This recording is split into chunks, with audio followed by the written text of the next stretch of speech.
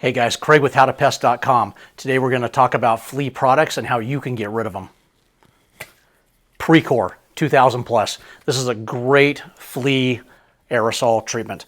This can has a broad label. You can spray this directly on your dog bedding, dog furniture, carpet, many other areas. Always read the label. Next guys, you got a big problem? Precor 2625.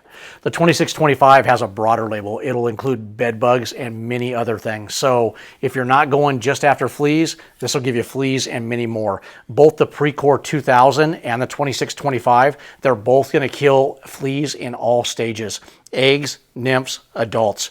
Follow the label, read the instructions. It'll tell you exactly where you can put it, where you cannot.